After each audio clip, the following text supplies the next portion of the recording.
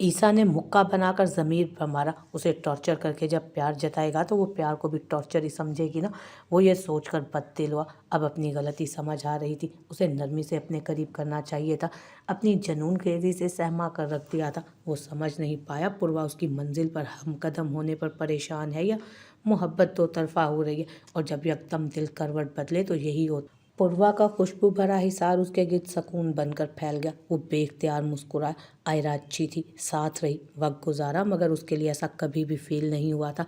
उसे अपने माहौल के मुताबिक ढालना चाहा, मगर वो नहीं मानी तो उसके हाल पर छोड़ दिया। मगर पूर्वा को ना वो टोक पा रहा था, ना उसे उसके हाल पर छोड़ पा रहा था। वो गुस्सा कर जाता, मगर अंदर से उसकी हर रोज़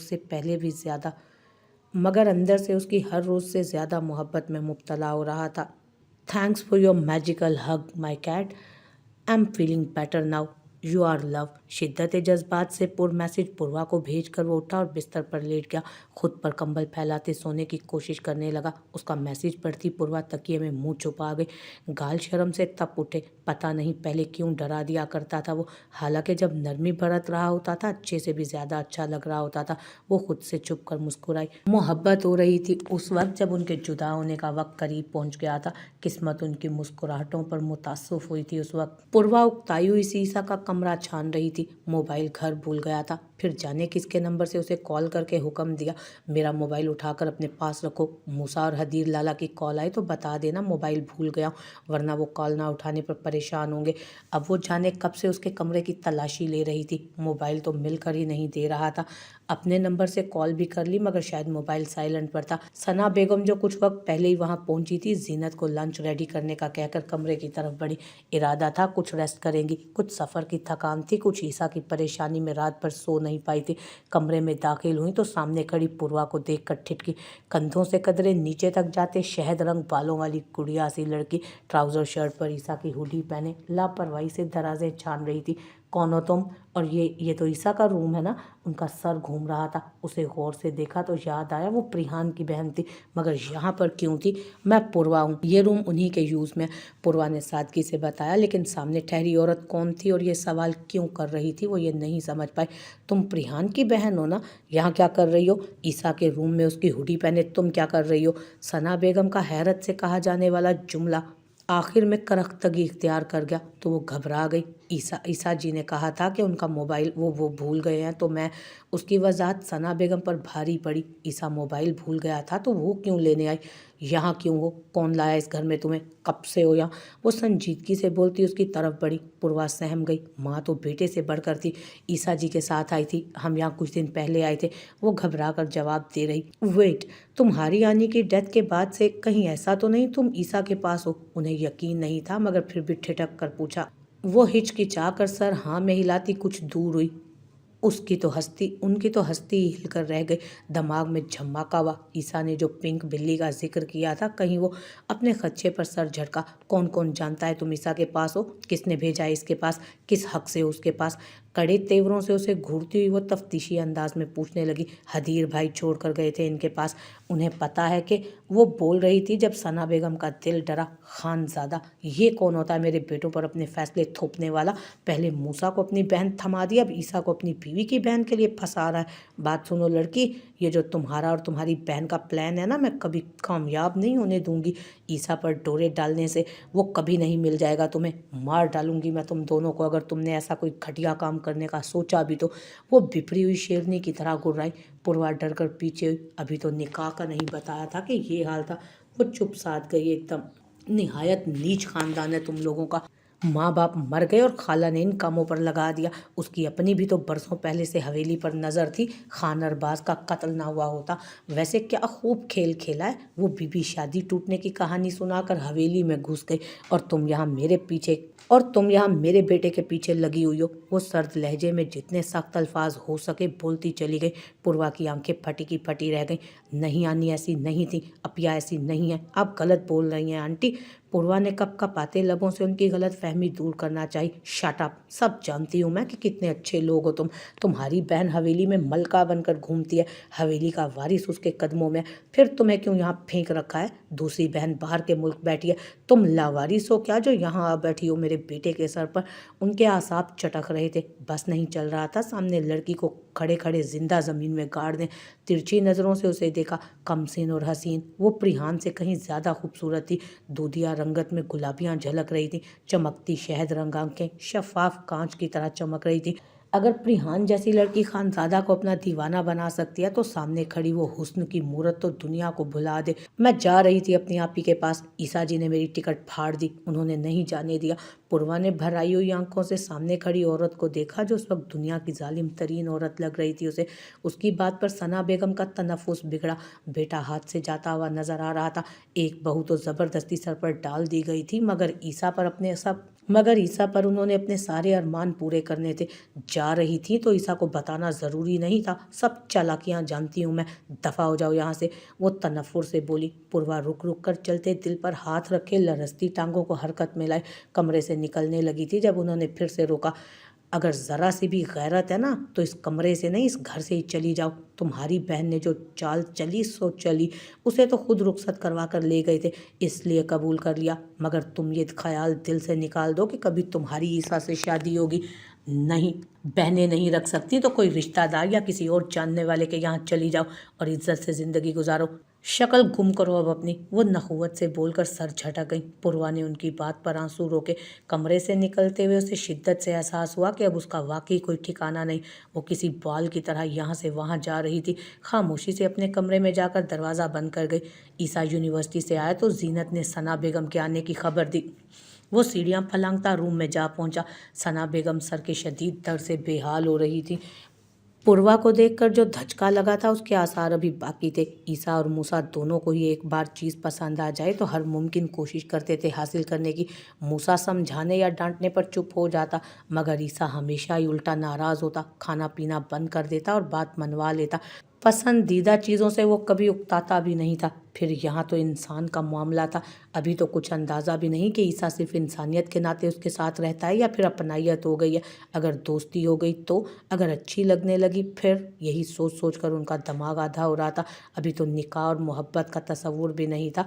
वो जान लेती तो दिल बंद हो जाता शायद उनका। क्या हो गया आपको? तबीयत खराब थी तो नहीं आना था ना? उनसे मिलकर उनकी हालत देखता ईसा घबरा गया। वो अपने लाडले को सीने में भींचे दीवानावार चूम रही थी। उसे सही सलामत देखकर दिल में ठंडक सी उतरी थी। ठीक हूँ, बस शायद बीपी हाई हो रहा है, वो सर झटक कर आहिस्ता आवाज़ में बोली। कह नहीं पाई कि तुम्हारी बिल्ली देख ली है। जीनत से कंफर्म भी हो गया था घर में कोई और पालतू बिल्ली नहीं थी जो ईसा ने रखी हो। वो पूर्वा के साथ ही खुश था। तो बीपी हाई होना अच्छी बात तो नहीं है ना? वेट करें, किसी डॉक्टर को बुलवा लेता हूँ। आपको ले जा नहीं सकता, हदीर लाला यूनिवर्सिटी बड़ी मुश्किल से जाने दे रहे हैं। वो उन्हें कहकर उठता वॉशरूम में गया और सामने मिरर स्टैंड पर ही उसका मोबाइल पड़ा था। यानी उसके कहने के बावजूद पूर्वा ने उसका मोबाइल नहीं उठाया था। वो नफ़ी में सर हिलाता मुस्कुरा दिया। हदीर को कॉल मिलाकर सना बेगम की हालत बताई। उसने तसल्ली दी कि डॉक्टर पहुंच जाएगा, चेकअप करवा लेना। कुछ देर तक किसी करीबी क्लिनिक से डॉक्टर आ भी गया था। चेकअप किया तो वाकई बीपी बहुत ज़्यादा हाई था। मेडिसिन वगैरह देकर डॉक्टर चला गया। सना बेगम ईसा का हाथ दबोचे अपने पास बिठाए रही। मेडिसिन और कुछ जहनी रूह बदलने की वजह से तबीयत भी संभल गई। उनके सोने पर ईसा उठकर दबे पांव रूम से निकला। पूर्वा मोरे से मिली तो नहीं है ना? कहाँ है वो? उसने जीनत से सवाल किया। सना बेगम के कोई सवाल ना करने से उसे यही अंदाज़ा हुआ कि अभी नहीं मिले। नहीं, शायद नहीं मिली। बेगम साहिबा तो आते ही कमरे में बंद हो गई थी। दोपहर का खाना बनवाया मगर खाया भी नहीं अभी तक। पूर्वा भी अपने कमरे में ही बंद है, शायद उन्होंने भी खाना खाने से मना कर दिया था। वो सर हिलाकर उसके कमरे में पहुंचा, दरवाजे पर हाथ रखा तो खुलता चला गया।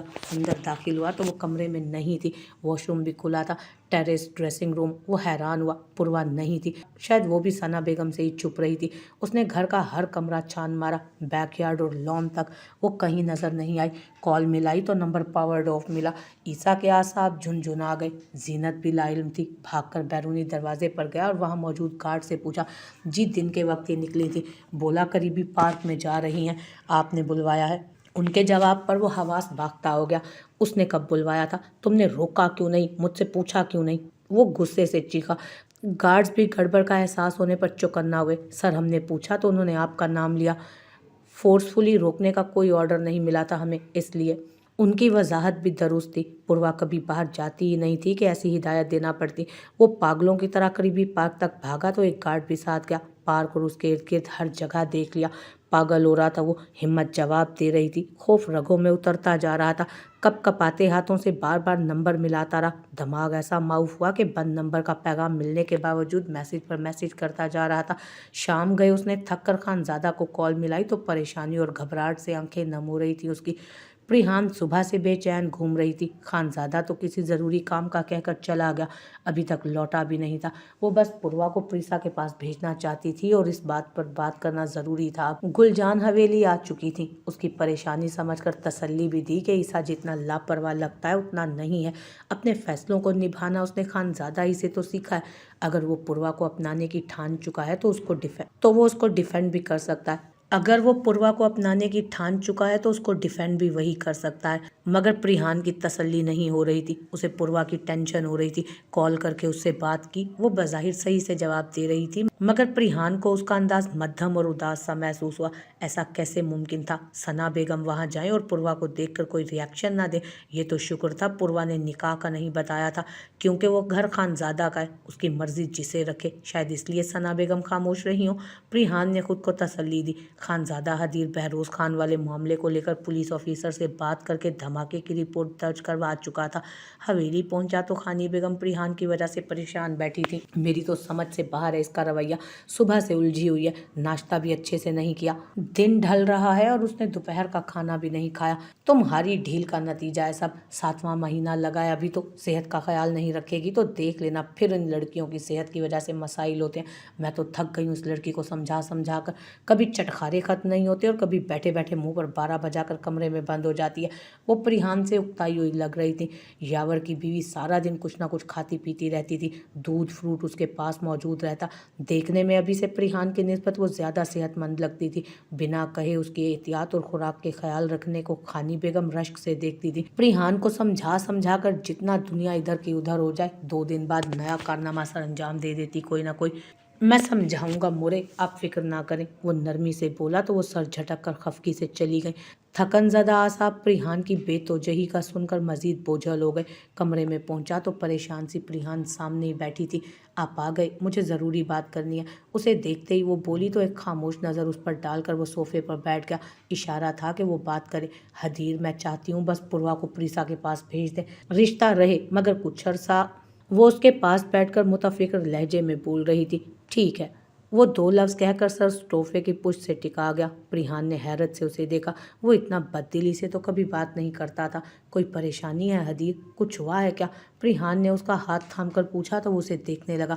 एक परेशानी नहीं है प्रिहान, 100 मसाइल हैं जिनमें उलझा हुआ हूँ। अजीब जंग सी छिड़ी रहती है मेरे इर्द गिर्द। ऐसे हालात में तुम मेरी टेंशन बढ़ाने में कोई कसर नहीं छोड़ती। खफगी से जताते हुए उसने उसके हाथ को छुड़वा लिया। मगर हदीर, मैं तो पूर्वा। वो हकला गई। इतनी सी बात पर वो आखिर इतना खफा क्यों हो रहा था? जानता हूँ, मैं जानता हूँ पूर्वा तुम्हारी बहन है, जिम्मेदारी है और तुम्हें उसकी फिक्र है। और ये बच्चा किसका है प्रिहान? क्या ये तुम्हारी जिम्मेदारी नहीं? तुमने अभी तक खाना क्यों नहीं खाया? बचपना छोड़ दो प्रिहान, तुम अब माँ बनने वाली हो। वो सख्त गुस्से में था मगर फिर भी जब्त से बोल रहा था। उसने समझ लिया कि नरमी प्रिहान को वाकई बिगाड़ रही है। हदीर, मैं लंच नहीं किया था मगर मोरे गुल ने फ्रूट दिया था, वो खा चुकी हूँ। आपको अंदाज़ा नहीं मैं कितनी फिक्रमंद हूँ। पूर्वा को अगर सना चची ने कुछ कहा तो वो डर जाएगी। वो अकेली है हदीर। प्रिहान ने नाराज़गी से मुंह फुलाकर उसे देखा। वो अकेली नहीं है, ईसा है उसके पास। तुम खुदारा अब ये परेशानियों का टोकरा एक तरफ रख दो। मैं थक गया हूँ समझा समझा कर तुम्हें। मेरी बात को इग्नोर क्यों कर रही हो? पूर्वा की फिक्र है और हमारे बच्चे का ख्याल कौन रखेगा? क्या उसके लिए अब मुझे सब काम छोड़कर तुम्हारे साथ रहना होगा प्रिहान? फ्रूट खा लिया और बस। ये जो दिमाग में उल्टी सीधी बेवजह की फिक्रें पाले रखती हो ना, उनका क्या? वो प्रिहान को झिझोड़ कर बोलता बमुश्किल कुछ भी सख्त अल्फाज बोलने से खुद को रोक पाया था। समझाने के बाद भी उसका पूर्वा की बात दोहराना उसे तप दिला गया। हदीर, प्रिहान ने घबरा कर कंधों पर रखे उसके हाथ हटाने की कोशिश की। दिल डर गया था उसके गुस्से से। वो प्रिहान को छोड़कर उठा और ड्रेसिंग रूम का दरवाज़ा धाड़ से बंद कर गया। हर इंसान के सब्र की एक हद होती है और प्रिहान अब उसके सब्र की हद खत्म करने के दर पे थी। बस पूर्वा को भेज दूं फिर। वो उलझी हुई परेशान सी वहीं अटकी हुई थी। खाना नहीं खाया मगर फ्रूट तो खाया था। खानजादा के गुस्से से खाइफ होकर वो टेबल पर पड़ी टोकरी से सेब उठाकर बिना धोए खाने बैठ गए। वो चेंज करके बाहर आया तो प्रिहान को सेब खाता देख सर झटका। वो चोर नजरों से उसे देख रही थी। मैं सच कह रही हूँ, अपना ख्याल रखती हूँ। अब मैं अपनी भूख से ज्यादा तो नहीं खा सकती ना। उसके मुसलसल नजरअंदाज करने पर वो रूहान सी होकर बोली, प्रिहान प्लीज, मुझे इस वक्त तुम पर बहुत गुस्सा आ रहा है तो तुम खामोश बैठी रहो। वो उंगली उठाकर तंबी करता वहां से चला गया। खानी बेगम उससे नाराज होती थी और वो हर बार उसकी तरफदारी करने का अंजाम देख चुका था। वो एहतियात ही छोड़ चुकी थी अब। और चेकअप पर हर बार डॉक्टर की एक ही हिदायत होती, खुराक का मजीद ख्याल रखें, ऐसा ना हो कॉम्प्लिकेशंस आ जाएं। उसके आसाब चटक रहे थे। बाहर के मसाइल से वो लड़ सकता था मगर प्रिहान की लापरवाही उसे बेसकून कर रही थी। कमरे में बैठी प्रिहान आधा खाया सेब डस्टबिन में फेंकती मुंह बनाती उठकर बेड पर लेट गई। वो मर्दान खाने में जाकर अकेले कमरे में बैठा खुद को पुरसकून करने लगा। थकन की वजह से सोफे पर बैठे बैठे नींद आ गई। मोबाइल की रिंग पर उसकी आंख खुली तो शाम हो रही थी। सुर्ख होती आंखें रगड़कर मोबाइल देखा। हाँ ईसा, सब खैरियत है? चची कैसी हैं? नींद से बोझल आवाज में उसने पूछा। लाला पुरवा नहीं है, वो कहीं नहीं है। ईसा की घबराई हुई नम आवाज पर वो झटके से सीधा हुआ। क्या मतलब ईसा, क्या हुआ? सही से बताओ। बौखलाकर सवाल किया। आज ही तो सोचा था कि प्रिहान की जिद पर वो उसे बस प्रीसा के पास ही भेज देगा। ईसा ने उसे सारी तफसील से बात बताई। मैं नहीं जानता क्या बात है, उसने झूठ क्यों बोला और कहाँ गए। मुझे डर है उसे किसी ने कॉल करके मेरा कहा होगा। वो जानती थी मेरा मोबाइल घर पर है और अब उसका नंबर बंद है। वो खौफ की शिद्दत से सिसक रहा था। खानजादा का दिमाग बंद हुआ। प्रिहान परेशान थी, हक पर थी। उसकी बहन खतरे में थी और उसका निकाह अपने भाई से करवा कर वो मजीद खतरे में धकेल चुका था उसे। आज ही तो उसने कानूनी कार्रवाई की थी हाशिम खान के खिलाफ। उसे लगा उसने बात संभाल ली है। क्या उन्होंने जवाबी हमला किया है या फिर कोई और? वो तेजी से उठकर हवेली से निकला था। इस बार मामला लड़की का था, इज्जत का था और काम इतना सफाई और खामोशी से हुआ था कि अंदाजा करना ही मुश्किल हो गया कि करने वाला कौन था ये हरकत।